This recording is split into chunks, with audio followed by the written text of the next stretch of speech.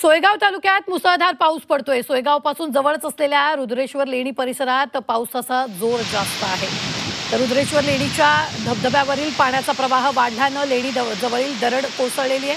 तर यामुळे लेणीला धोका निर्माण झालेला आहे। या संदर्भात ताजे अपडेट देत आहेत आपले प्रतिनिधी विशाल करोळे।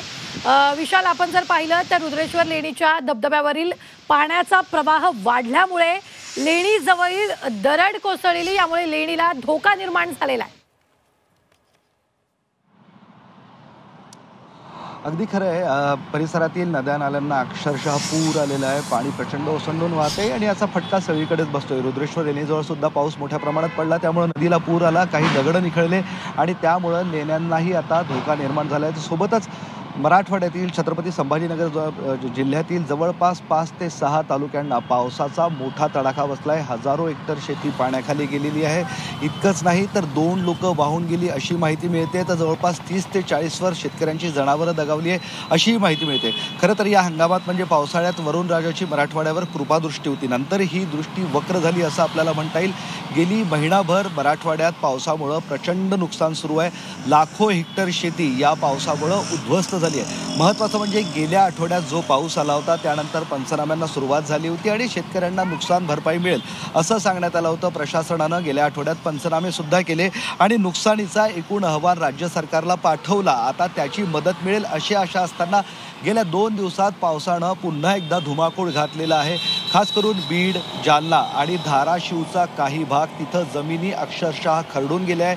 अनेक गावांना पाण्यानं अक्षरशः वेढा घातला आहे, त्यामुळे नागरिक फसले। धाराशिवचं सांगायचं तर जवळपास 150 वर लोक आज धाराशिवचे पुण्यात अडकले होते। त्याची आत्ताच अपडेट आलेली मी बातमी तुम्हाला सांगतोय। भूम परांडा तालुक्यातून आता 81 लोकांना रेस्क्यू ऑपरेशनद्वारे आतापर्यंत सुरक्षित स्थळी हलवण्यात आलंय।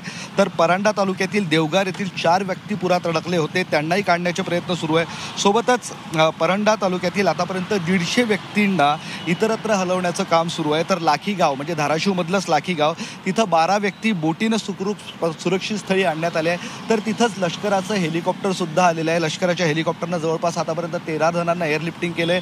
मात्र थोड्या वेळापूर्वी पुन्हा पाऊस सुरू झाला आणि त्यामुळे हे बचाव कार्य थांबलं होतं।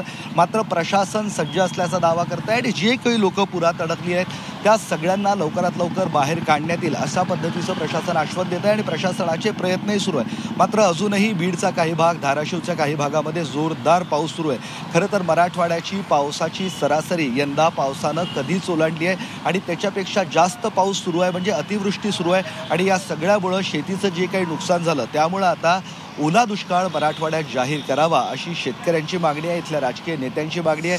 शासनानं सांगितलंय की आपण सरसकट पंचनामे करतोय आणि NDRFच्या धोरणाप्रमाणे प्रत्येकाला मदत मिळेल। मात्र आता मराठवाडी शेतकरी, राजकीय लोक सगळेच आता ओला दुष्काळाच्या मागणीसाठी आग्रही आहे। कृषी मंत्र्यांना सुद्धा याबाबत संकेत दिलेले आहे, आम्ही मदत करतोय। मात्र ओला दुष्काळ जाहीर करायचा की नाही याबाबत मुख्यमंत्री, उपमुख्यमंत्री उत्तर देतील। मात्र तुर्तास मराठवाड्यात पावसानं स्थिती भयंकर केलेली आहे असं म्हणता येईल। निश्चित धन्यवाद विशाल ताजे अपडेट देण्यासाठी। आम्ही वेळोवेळी तुमच्याकडून या संदर्भातले ताजे अपडेट घेत राहणार आहोत।